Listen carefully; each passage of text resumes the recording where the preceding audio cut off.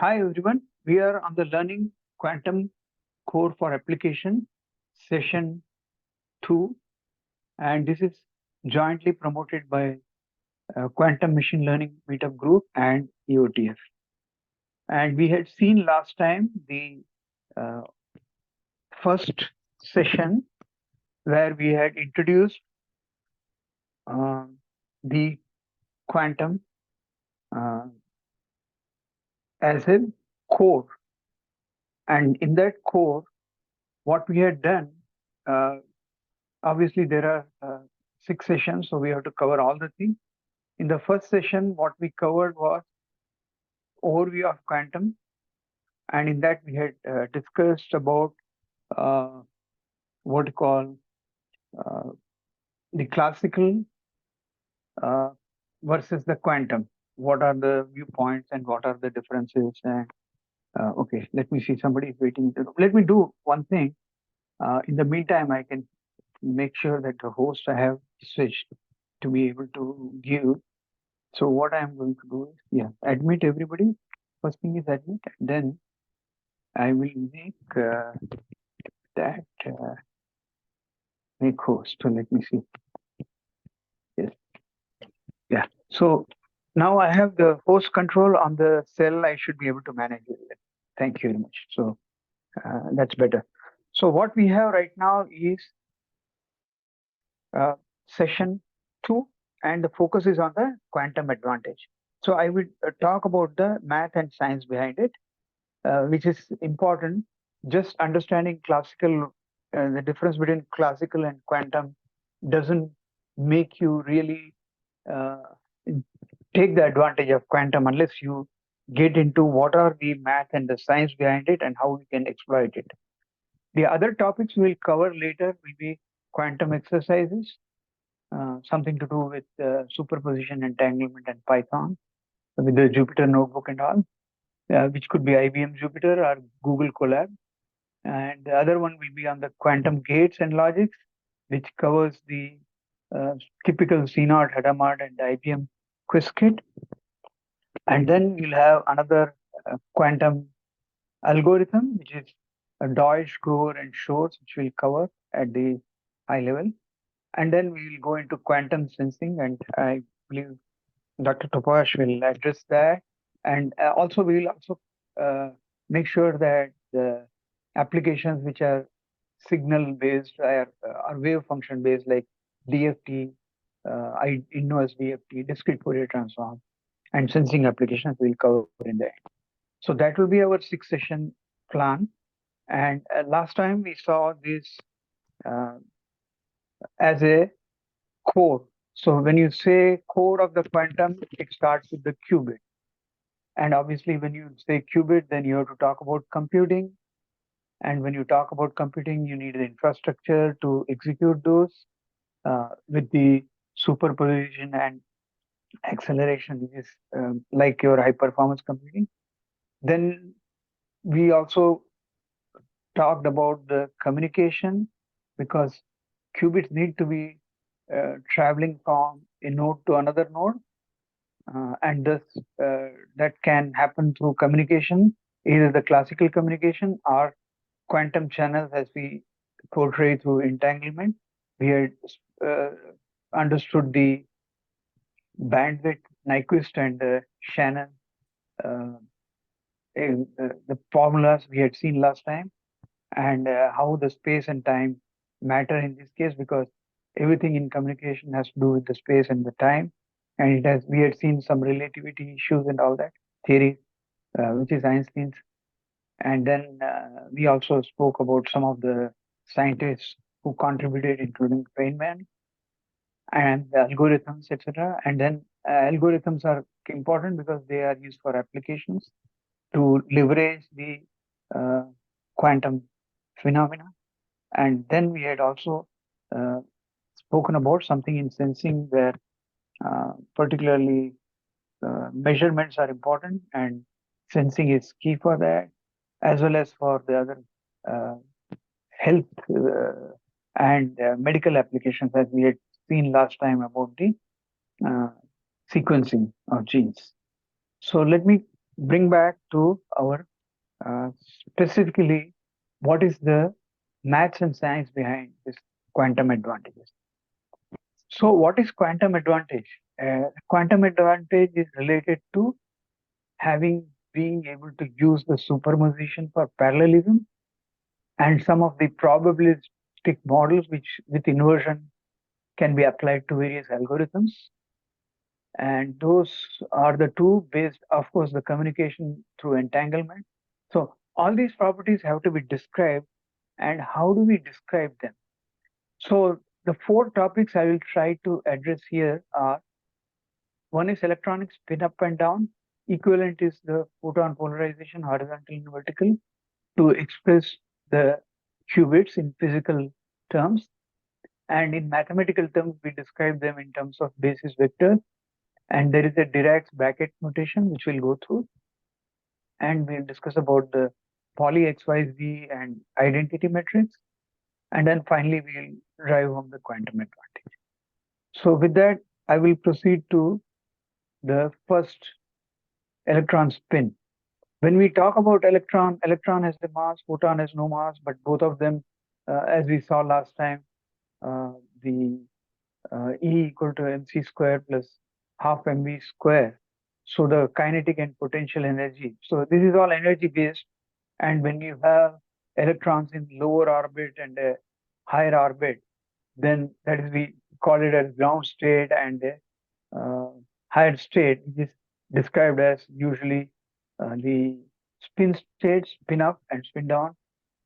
So you have a spin up state which is representing the zero state or ground state, and uh, uh, spin up is the one which is ground state, and spin down is the one which is related to the energy level being higher. So I described to you about if you float something, and if you get, because nucleus is the core where the attraction or the gravity is there for the electron to be pulled, but once it is out of it, it is free, and so higher energy, and then uh, so it freed up from the nucleus and it goes out in a higher orbit. We call as PDF, and so those are the chemical names and all that. But all of that we are trying to boil down to two aspects. One is with mass, one without mass. Mass is electron, and massless is photon. So we will focus. There are many other technologies like charge and various ion trapping, and various technologies are physically used. But the two major ones, which represent most of them, are the electron and the photon. So we will focus on electron spin up, spin down, and photon maybe horizontal, vertical polarization. We'll describe that later. But to start that, all of these, we need to have an understanding of what is a vector. And so vector is a quantity that denotes the magnitude and direction. So if I show this is a vector from 0 to 4 comma 2 in a xy axis with 4 units of x and 2 units of y, then 0 to this vector is nothing. A point P on a coordinated xyz Euclidean space we represent as 4 comma 2. And so the position of the vector starts at 0, ends at 4.2 or 4 comma 2. So this is a vector, but this vector is not a unit vector. Unit vector is one which starts from 0 on x-axis goes to 1. That is unit vector. Another unit vector could be 0 starting on y-axis and going to 1. So this xy, whatever we call as 0, 1, this as 1, and this as 1. This is 1, 0, this is 0, 1. So that's why we describe vector. Consider vector 1, 0 and 0, 1. These are unit vectors along x and y axis. So 1, 0 is what we say along x axis, and that is also denoted as x cap, or x, x cap is one way of calling it, and same way y cap is for y. Now these are also sometimes referred as I and j, and if you have third dimension, you also call it k. So x, y, z, I, j, k, these are the norm representation in Euclidean 2 dimension, 3 dimension. But the vector space, Ramkumar, welcome. Yeah, vector space, what we have is virtual. So why I'm calling it virtual is because you can have, how do you start representing when you get more than, let's say, 3 dimensions, 4 dimensions, 5 dimensions, 6 dimensions? So each qubit represents one dimension. So xy, when I say, if I draw a circle around it, then I can say a unit circle which is drawn from 0 to 1 all around this, that is one representation of one vector space. If you have n vector space, you can say n xy like Euclidean space you can include, and they are all at an angle with respect to origin. They are origin we call it. So the standard representation for a qubit is something like uh, a spin up and a spin down. A spin up is represented by Ket0, a spin down is represented by Ket1. This is the normal practice. So if I say standard basis for a qubit, if I call is consists of two states, which is Ket0 and Ket1, which is spin up and spin down, or you can call it a horizontal spin, vertical spin. Then the Ket0 is represented as we saw, we wanted it 1 0, but 1 0 is represented in column. So Ket0, which is representative of x, which is 1 0, and Ket1, which is representative of 0 1 here, and that is equal to Ket1. However, in pictures, in the qubit pictures, we always talk of a sphere with a z-axis pointing to the what you call the uh, verticals, and that z-axis is in this direction, not y, but z is here. So we call it a spin up and we call this a spin down. The reason why I described this is important to note that we have to represent somehow in an easy way to, because mathematically, if you keep going n number of matrices, n number of matrix or n number of vector, it is difficult to represent. So what we call is this vector virtual space, vector space is Hermitian, we call it. So you can call it as H or sometimes complex, because normal vector space, if we talk about, they are real numbers.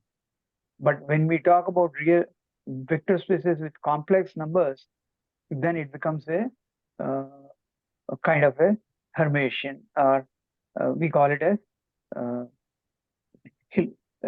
Hilbert space. So when the qubit is represented, example, I'm just coming to that before I go into too many things. First, a vector, there is a basis vector. So you got the Ket0, this is Bra0, this is Ket0, and this is Ket1. So a bar 0 with greater than sign, or a bar 1 with greater than sign. These are the representation of the qubit of two basis states, 0 and 1. Why am I talking about two basis states? Like normally in bits, what happens? You have a 0 or a 1.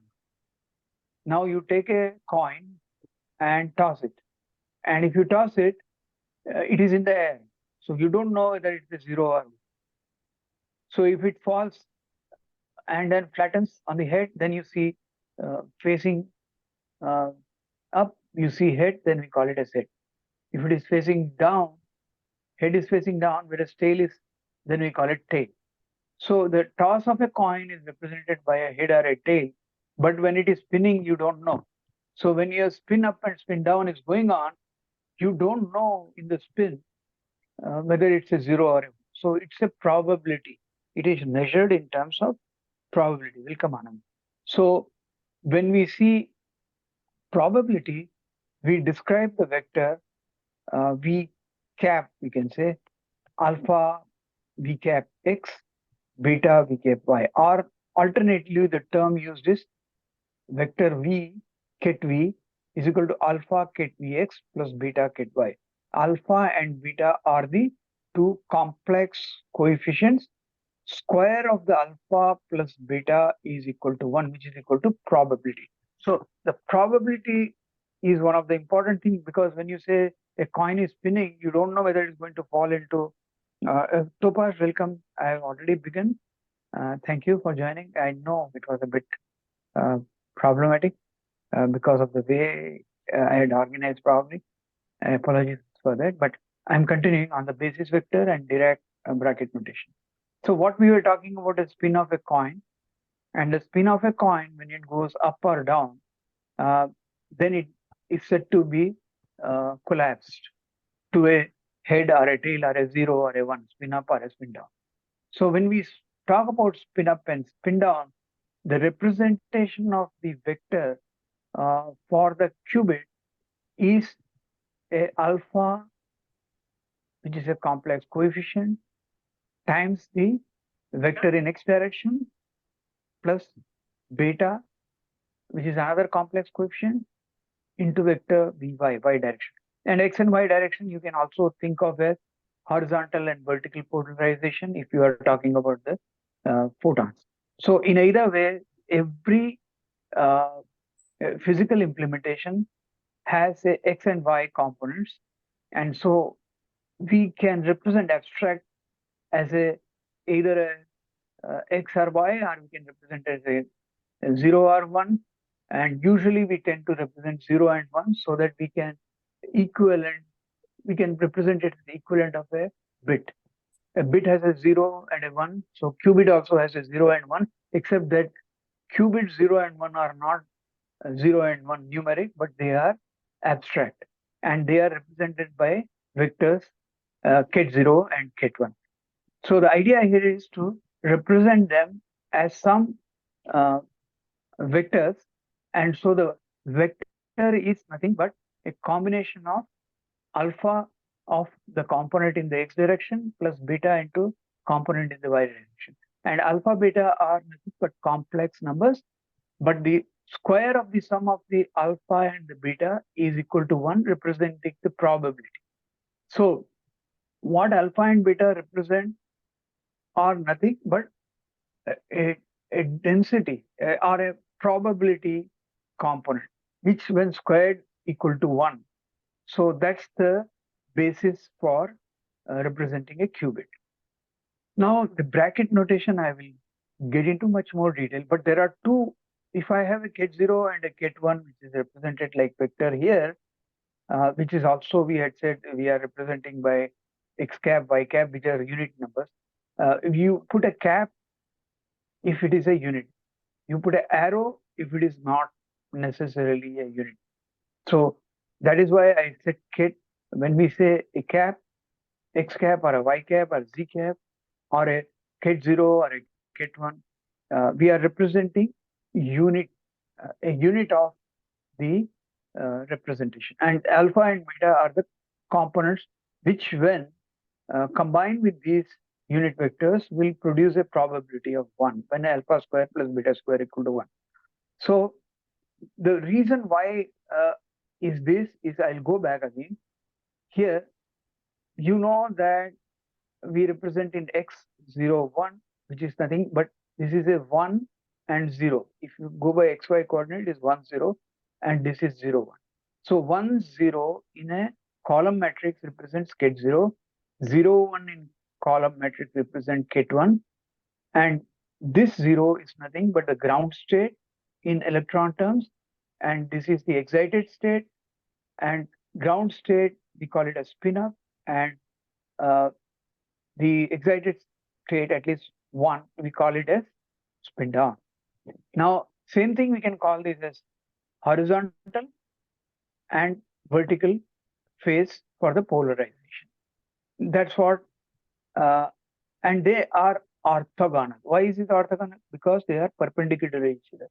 In xy coordinate, if you look at it, they are 1 0 and 0 1 are nothing but perpendicular to each other. So in xy coordinate in Euclidean space, we call it as they are perpendicular. But when you get into n dimension, you cannot really show perpendicularity, so we call them as orthogonal. Basically, that means if you collapse to x, you cannot have y. If you collapse to y, you cannot have x. That's the Dimitri will come. And so what we have got is a combination of uh, representation that you have, they are orthogonal. So orthogonal means either or. So if you land up in, if you measure and it collapses, usually the term collapse is used in quantum computing, that when you measure, it cannot, it has to be in one of the, collapse to one of the basis states, because probability when you spin a coin and it is in the air, then it's not clear where it will fall, either 0 or 1, or whether head or tail. So at that time you can have all the combination of probabilities, but when it falls on a head or falls on a tail. So when it falls on a head up, then we call it as spin up, and therefore there is no question of probability at that time. It is equal to whatever is the state, it is the spin up, and therefore it collapses to a state 0 or a 1, and that is what we are representing here in terms of their orthogonal. And what is orthogonal and normal? So orthogonal is equivalent to, in a vector space, they are orthogonal means they don't have anything common. If it collapses to one of the vectors, then it will not collapse to another vector. That means it will collapse to 0 or a 1, not both. And that is orthogonality. And normality means they are usually a unit. So if it is perpendicular and of unit quantity 1 measured amplitude in terms of amplitude, then it is orthonormal. So that's the definition of, a simpler explanation of orthogonal and normal being together, orthonormal.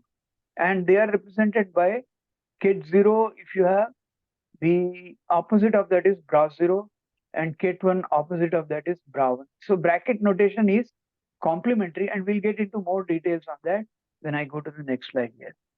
So before I get into the bracket notation, let me reiterate on the vectors. If you have two vectors, they are orthogonal if they are perpendicular to each other. So like x and y I showed. But the dot product of the two vectors is 0. That means what? If you take a v1 dot v2 or vi dot vj, I and j, x and y are representative of the same coordinates, x and y. So either say vx, vector vx, vector vy, or you call it vi vj is equal to 0, as long as I is not equal to 0. So that means what? If I have a coordinate system where you got number of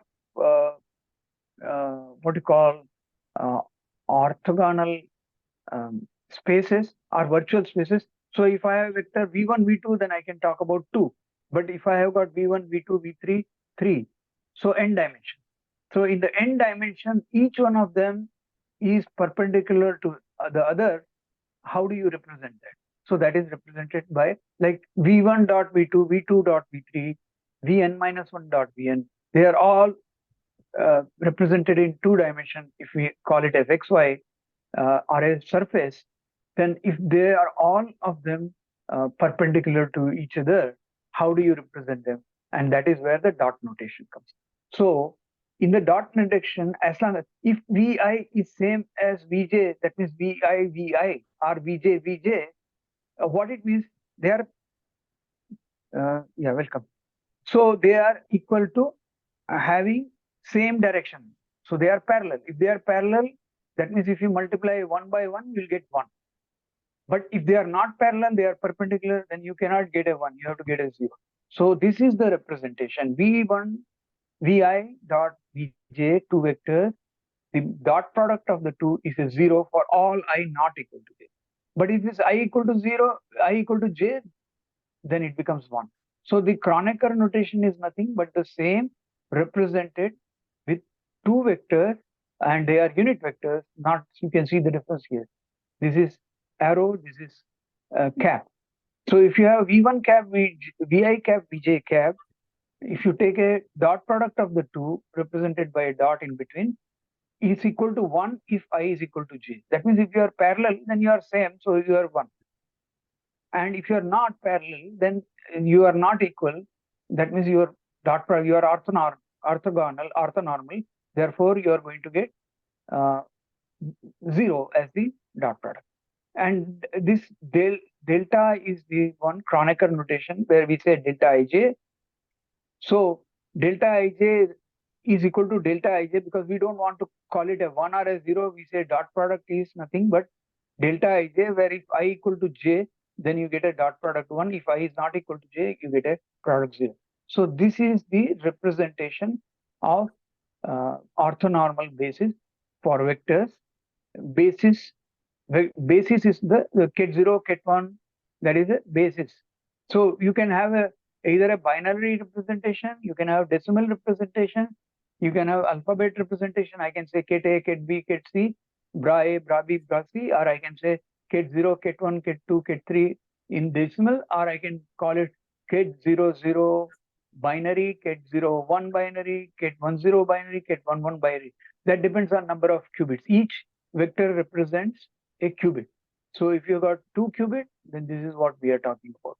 If you are having n qubit, then you will have n dot products. So that's the orthogonal and orthonormal basis, which is important to understand. So a set of vector S is orthonormal if every vector in S has a magnitude 1 and the set of vectors are mutually orthogonal. So that's the basis for our multiple qubit, single qubit, as well as for the entire quantum orthogonality and orthonormality. Now I will jump to dual correspondence between the Bra and the Ket notation. So if you have we can represent, as we said, there is a lot of combination. People use A, B, alpha, beta, gamma, delta, 0, 1, but all of them represent that if you take one qubit, they have two basis states, head and tail example, or spin up, spin down, or horizontal phase and vertical phase. And when in the spinning state, you don't know what it is, so it is probability. But when you measure, it collapses to one of the basis states, which could be ket A, ket B, or it could be ket0, ket1. These are, and normally we tend to use ket0, ket1 because it is easy for us to comprehend like binary. But it is not necessary. However, for algebra, we tend to use alpha, beta, A, B, whatever other norms are there.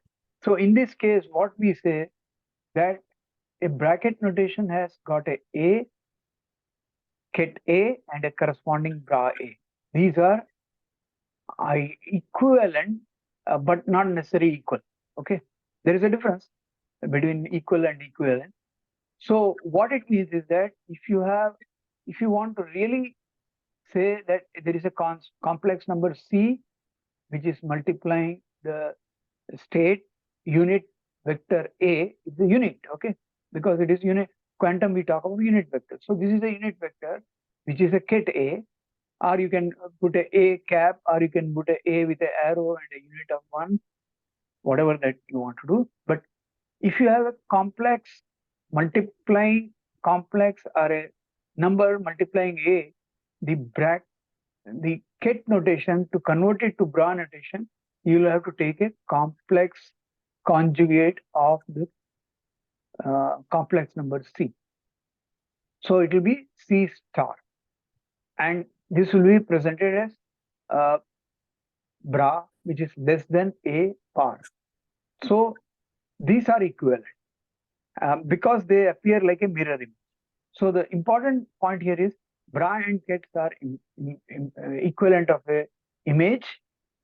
So when you see your image on the mirror, you see exactly opposite, inverted, and that's what it means. And so if I say alpha, beta, gamma, and say that alpha and beta are the two alpha and beta are the two Ket vectors, then if I say A and B are two complex numbers, then if I say gamma just to, it can be anything, psi also, but I'm taking for this specific case gamma, which is a ket gamma equal to A ket alpha plus B ket beta. So now what it means is that A square plus B square, square root of A square plus B square is equal to 1. That is, the probability is 1. And the A and B are the coefficients of the ket alpha and ket beta, and they translate to a vector gamma. And if I say ket gamma, and if I want a bra gamma corresponding to that, then I'll have to take a complex conjugate of A and then invert the B gamma to, alpha to bra alpha plus B, I have to take a complex conjugate. So order remains same, but inversion occurs to be able to make this bra gamma. So ket gamma and bra gamma are nothing but mirror images of each other, and they are obtained by the, if you take a ket, you take a complex. If you take a complex conjugate, it becomes A. B complex conjugate, it becomes B. So either way, you can keep on rotating between the image and the original, and that is what it means. Now, since we had mentioned already that if they are parallel or perpendicular according to orthogonality and normality, they are always normal, as we said, because of this equation A square plus B square, square root of that equal to 1. But if you take alpha and beta as two different, then the beta, which is the what you call the bra beta ket alpha, if this is the notation, then complex conjugate of that will be ket alpha, because this will be inverted and this will be inverted. So this is how it is. So the same thing what we did earlier, here we are doing for alpha beta. So let us assume that ket alpha equal to A0, A1, which is like we said 0, 1, instead of that we are calling A0, A1. And ket beta equal to B0, B1. And always ket vectors are represented by column and bra vectors are represented by rows. So if I take a ket alpha and I want to represent a bra alpha, then it will be not the vertical A0, A1, but it will be horizontal A0. And similarly, beta, instead of ket, if I take a bra, then it will be B0. So you can see that we have to do a complex conjugate. That is what we have shown here. So this is equivalent of this. This is equivalent of this. So when you take a column to a row matrix or row vector, then you take a complex conjugate corresponding coefficients. So here you can see that alpha beta is now represented, because alpha is bra alpha, therefore we are putting a complex conjugate A0, A1, and beta is a ket, so we have got B0, B1. So this is the representation of bra alpha ket beta, and this is the representation of bra beta ket alpha. So here the conjugates are reversed, but order remains same. So beta means B0, B1, alpha means A0, A1. So whatever is the order never changes. Here also you can see order never changes. It's simply that you change the coefficients to correspond to that. But if this is equal to 0, yes, this is equal to 0, a vector is normalized with inner product equal to 0 here. But if it is alpha alpha, inner product turns out to be 1. So what we have done is we have actually followed the bracket notation, a formal notation, which is used for the development of the what you call the computation. So the basis vectors are 0 and 1 for a 1 qubit, and if it is 2 qubit, you will have 2 basis vectors, and so each basis vector may have a ket 0 and ket 1, and the products, these are called tensor products. So all quantum operations are tensor operations. This has to be remembered. And you, even though we don't put a notation, notation called X with a circle around it, which is what is used for vector notation. We are not using it here, but it is assumed it is always the operation between any two consecutive entities, whether it's A, B, alpha, beta, whatever, it's always a tensor product. So there are two important things to notice. One is dot product or inner product, and second is outer product or tensor product. They are the same thing. Inner product and dot product mean the same thing. Outer product and tensor product mean the same thing. But the notations, mathematicals are always a bit of a hassle to understand. But the science and the math behind quantum core is this. And that is why I stress so much on the vector notation, the orthogonality, orthonormality, and the basis vectors, and the spin up, spin down versus phase, horizontal and vertical phases, polarization. And so these three are key for any understanding. Now, this is the last portion I want to cover today. We have 15 minutes. I want to make sure that you understand this will be repeated again and again and again. So make sure that you understand this well. First, when you have a matrix and when you have a 2 by 2 matrix, there are special metrics called as XYZ, also represented as sigma X, sigma Y, sigma Z. They are very special to quantum because of certain properties they have. And the properties of these are that square of that matrix, whether it is a X, Y, Z, or even if it is an identity, which is the fourth one, all of them is always equal to 1. Or you can say sigma X square equal to sigma Y square equal to sigma Z square equal to 1, 0, 0, 1. The diagonal 1 is always, this is called diagonal, this is called off diagonal. So you got off diagonal zeros and diagonals 1 in a 2 by 2 matrix. If it is 1, 1, then it is an identity matrix. But if it is not 1, 1, and suppose, say it is 1 and minus 1, instead of this one being minus, then this is called as phase shift. So that means you are shifting the phase negative with this for the second, which is spin down. This is spin up, this is spin down. So for spin up, it's 1. For spin down, it is minus 1. And diagonal of the matrix is more important. When you talk about the eigenvalues, then you talk about the trace, and when you talk about the trace, they are nothing but sum of the diagonal of a matrix divided by the square of the sums, square of the individual components. So if you have off diagonal element, obviously the trace will be offset, it will not be unity. But that apart, the trace is important factor. Trace is nothing, sum of the diagonals. And in matrix multiplication, addition, these always follow the matrix addition, multiplication, all those. So example, to compute sigma x square, you are putting sigma x into sigma x equal to 0, 1, 1, 0, 0, 1, 1, 0, because sigma x is represented as this 2 by 2 matrix. So if you put this together, then if you want to multiply, then you say 0 into 0 plus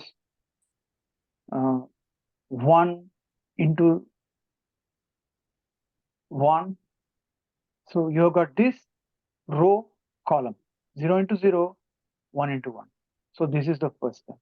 Second term, you are taking this and this. Sorry, this and the second one. So 0 into 1, 0 into 1 plus 1 into 0. So this is 0th row, first row. This is first column. This is, sorry, 0th column, first column. So 0th row with 0th column is this product. 0th row with first column is this one. And first row and 0th column, this is this. And first row and first column is this. So this is how you carry out the multiplication, or in this case, x and y, x and x, and if you put x and y, then you get a different one. Y and x, you get a, but all of them will turn out to be a identity matrix. In this case, this is identity. Now, example, if you have a vector v, which is a and b, then if I take, this is a 2 by 2 matrix, this is 1, 2 by 1 matrix, because 2 rows, 1 column is 2 by 1. This is 2 by 2. So 2 by 2 into 2 by 1 will give you a 2 by 1. Okay. So that is why a vector v, when you multiply by identity, which is 0, 1, that is diagonal is 1, you get a iv equal to v, because identity matrix does not change the value of the vector or the magnitude. So if it is a and b, it is going to be v is a and b, it is a and b. Same way, if you have a matrix M, which is C, D, E, F, and if you multiply a identity matrix, which is in this case shown as 2 by 2, which is diagonal 1, 1, off diagonal 0. If you multiply by CD, then you go by this again, 1 into C plus 0 into E will be C. Same way, this with this, that is 1 into D plus 0 into F will be D. So basically what it is doing, it is just multiplying such that you are getting the same C here and DF. So matrix has not changed.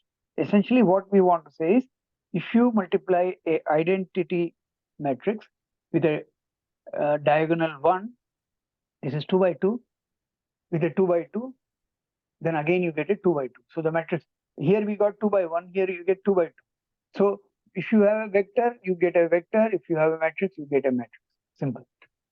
So Pauli's matrix are such that they have a product.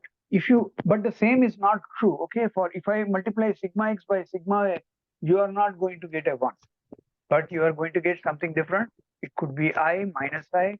Same way, if I multiply y with z, you are going to get something different. So essentially, what we want to say is, as long as they are similar, you get a 1. That was our proposition. If you go back, look at the orthonormality definition. If you multiply alpha, if you take a dot product of alpha to alpha, you will get a 1. If you get alpha to beta, then you will get a z. Okay, so that's goes without saying, this is what it is, and this will, any scalar multiplied by 1 is unchanged, any matrix B multiplied by I is unchanged. So Pauli's matrix is important from point of view of the representation. The reason why I covered Pauli's matrix is, in later classes we'll be using these for computational basis. So the math and the science behind. What is the math? So math is the probability is one of the statistical component of the math. The vector is another part of the component. Chronicle notation, orthonormal basis, Dirac notation, these are all related to Pauli's matrix. These are all mathematics. But the science behind is obviously the physical quantity. And physical quantity is nothing but electronic spin up and down of electron. So that is the science behind it. And whether you use a photon, if you use photon, then horizontal vertical polarization. So the science behind is always the spin up and spin down. And if you look at our diagram, the computational basis is on the infrastructure, and the infrastructure happens to be one of the subatomic particles, which is what the quantum is. So quantum phenomenon, whether it is a computation, communication, or sensing, deals with the subatomic particle, which is electron or a photon or any of the charges. There are many standard, I am told, I'm not a physicist, but there are something like boson, anion, and the categories either fall into electron types or photon types. So I am taking those two as the major ones. And there are other superconducting quantum where we talk about the what you call the Josephson junction, where you try to do a atomic like try to trap, like in ion trapping, we trap a ion. In semi superconducting, we trap the electron, and then when it either electron or a hole, and then when it goes through the what you call tunnel, then it bypasses. In semiconductor, what we do is we try to raise the energy by increasing the voltage, and therefore it is able to overcome the junction at the uh, semiconductor, which is neither a conductor nor a what you call a uh, insulator. So if semiconductor is there, then it has a barrier, and that barrier is overcome by applying the voltage. So that is the science behind it. But in the case of quantum, you don't apply, you don't say you apply voltage, rather it is the magnetic. So you, if you apply magnetic or energy, then it is able to bypass rather than overcoming the barrier by going over it, it goes under it. And that is, it punches the tunnel, or it bypasses the tunnel, or it tunnels through the uh, uh, subatomic particle through the hole or the tunnel which it creates, or whatever we call it. So that is the science behind it. So science and math behind is what was our math and science behind quantum advantage. Now we'll come to quantum advantage, but these are the spin up, spin down equivalent of photon and electron polarization. Photon being massless, we covered last time that photon goes with the half mv square potential energy types, sorry, kinetic energy. And for a zero mass, we said equal to mc square. That is the, so they call also sometimes in thermodynamics entropy. So entropy is related to energy. So we are talking about energy excited state or the ground state, and that is the physics behind, sorry, science behind it. And then we covered the basis vector and Dirac notation, Paul XYZ metrics. I have not mentioned here. I should have I metrics also, that's the identity metric. And we go to what is the summary, and the summary is superposition. So by having a combination, example, we said for one qubit, we said, let's say ket psi. Psi is a symbol and ket psi is the vector. Ket psi is equal to alpha ket 0 plus beta ket 1. I'm just giving you pictorially understand that. What we are trying to say is there are two parallels. That is one, the a vector has, so two, so basis vectors are 2, 0 and 1, ket 0 and ket 1. And when you combine these two as a linear combination, that is how is alpha ket 0 plus beta ket 1. And that is represented by a vector called psi, we call it. That's it, psi, phi, whatever you name it. At this time, we call it psi. So psi is combination of 2. If I have 2 qubits, then I can have similarly 2 basis vector and 2 combinations. And those 2 vectors also I can combine together as a, so every qubit represents a system. System 0 or system A, system B. System A consisting of 1 qubit, system B consisting of 2 qubits. When you combine the two, now you have got 4 basis states. Same way, when you have system A, B, C, you will have 3 basis, 3 into 2, 6 basis states. So the combination of this or the superposition of this is what is representing. So if you have n qubits, then 2 to the power n. So you will have 2 to the power n, that is 2 states per bit. For n bit, it will be 2 to the power n. So the superposition of 2 to the power n, because base is 2. You always say a raised to x equal to n, then n is equal to log of x to the base a. So the index is what we count. So in this case, 2 raised to n, so n is the qubit, n is the index, and log is to the base 2. So whatever that translates to is what it means is the number of parallels. So parallelism is of n qubits is represented by A0, A1, A2, A3, An, or alpha, beta, gamma, delta, whatever Greek letter, whatever letters you use. So that can be taken as one. So when you spin up and down, what happens? Collapses. So if I have a dice example, I have 6 states now, not 2 states. So it can be 1, 2, 3, 4, 5, 6 on the sides of the 6 cubes. So if I rotate and then say put it on the ground, then you can see only one state. So even though there were 6 states, it collapsed to 1. So this way, what vector we have to understand is if you have got n, but it will collapse to 1. That means what? If you can map a problem which is on the n dimension and whose output is a 1 or a 0. So example I give you. Simplest example before I close. If you have a phone directory and you got list of names and associated numbers. Normally what we do, we list the names in order A to Z and then numbers whatever correspond.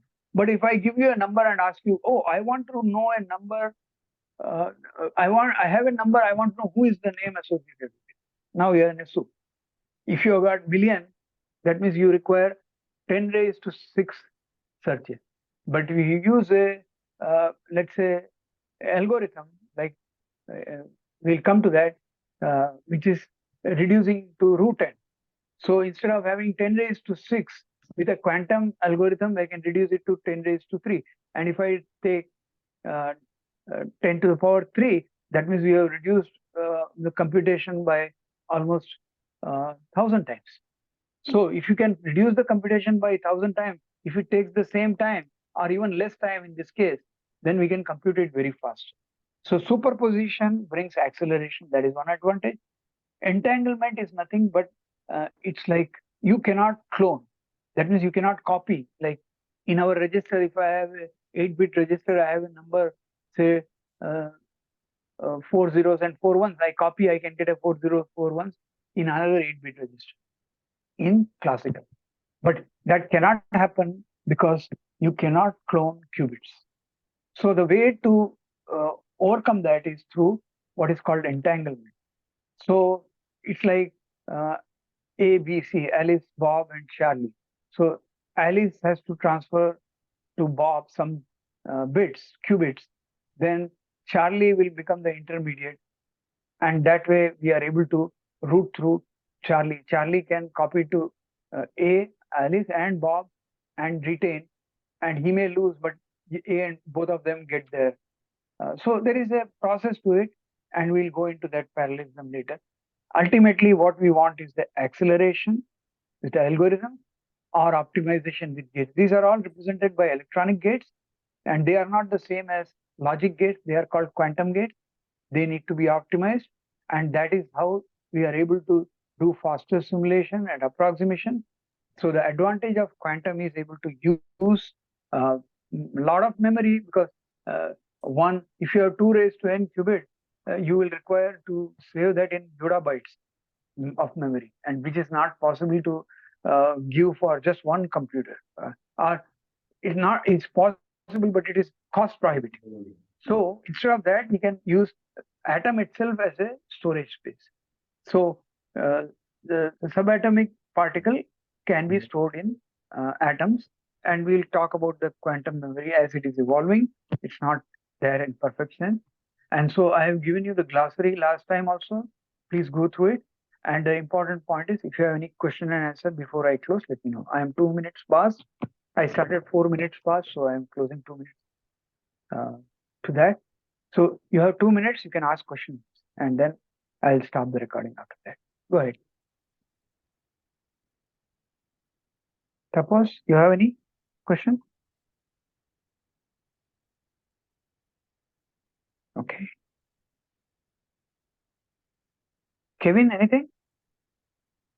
Please go ahead, ask Ram Kumar, Shubha, Kevin, Juan, Feng Yu. Okay, I don't see any questions here, and so are there anything you have typed in the chat messages? No. Okay. So what I will do is I had sent the mail with one of the what do you call the one of the cheat sheets, we call it. So for you to learn, you have to go through the cheat sheet, so that following this, we will be able to give you exercises to do, which is what the next session is. I have named the next session as quantum exercise because we want to go through some exercises. Either you can do it on through hands, that is manual, or you can do through Python coding, or you can do through what you call Jupyter notebooks, IBM Jupyter notebook with Qiskit. So next session will be exercises so that whatever we have spoken about the classical and the quantum advantage with math science behind it, we will try to use this to get the quantum exercises done. Okay, and that will be the next session. So with that, I will last call if there is any questions you have, please. Otherwise, I'll end the session. Call for question 1. Call for question 2. No questions, Prakash. Thank you. Okay, thank you. So I'll end the call and thanks, Prakash, for that. Yeah, Yeah. appreciate. Can we get these PPTs? Yeah. The PPTs are there on the share. I'll just make sure that share I send to you. Okay. And also the recording. Last time recording did not happen. I hope this time the recording is taking place. So I'll also post the record. Thank you.